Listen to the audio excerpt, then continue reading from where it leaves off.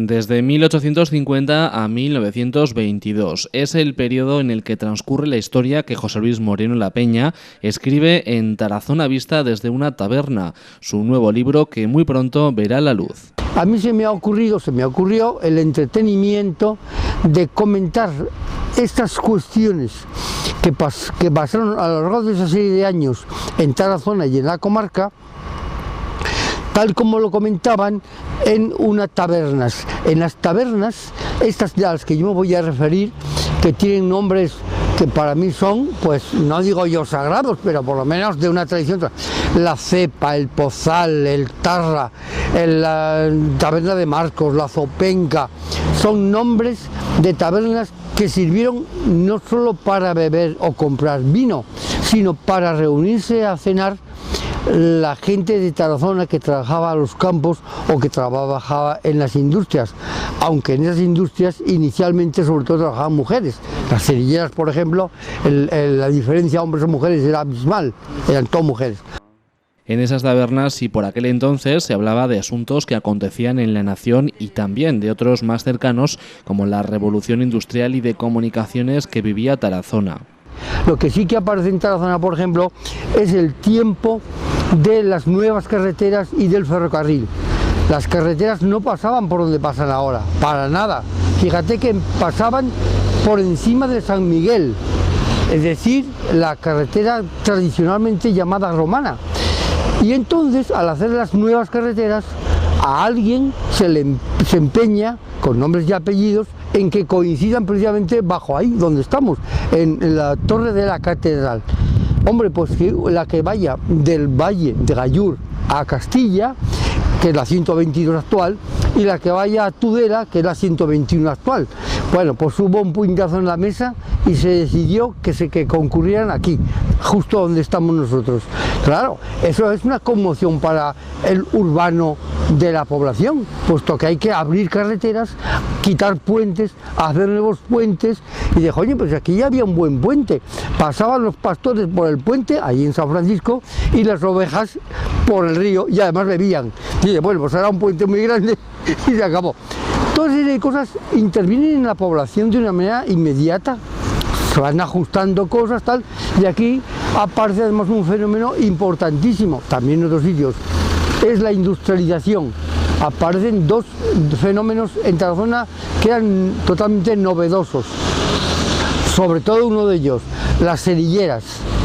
También aparecen las textiles y entonces aparecen los primeros empresarios como los Bonel que hacen su fábrica aquí al lado donde estamos, en lo que se llama la calle de los Laureles.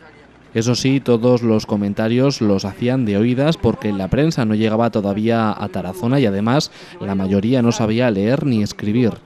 Y allí, mientras cenaban, pues comentaban las cosas que en general habían oído que sucedían en la nación, que solo habían oído porque ellos, imagínate, eran analfabetos, el 90% de la población era analfabeta y por tanto no sabía poner el nombre, las letras de su apellido, de su nombre, o eran iletrados, sabían muy poco y por tanto únicamente recogían cosas, las más de las veces pues un tanto ya modificadas. Eso lo ha contado fulano o eso lo ha contado mengano, no era una información directa que él podía haber leído. No fue hasta 1891 cuando apareció el semanario La Unión.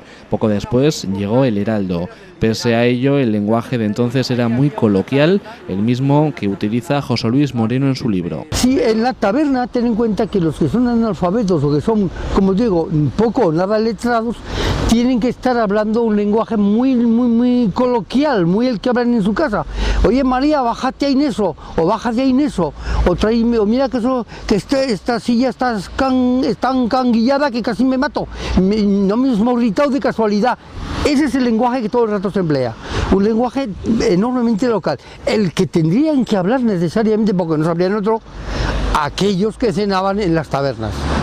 Obviamente, pues si apenas sabían poner su nombre, pues no te quiero decir leer, tampoco sabían leer ni lo que ellos hablaban. Yo lo he escrito suponiendo que les está oyendo y he tenido condiciones de recoger los textos.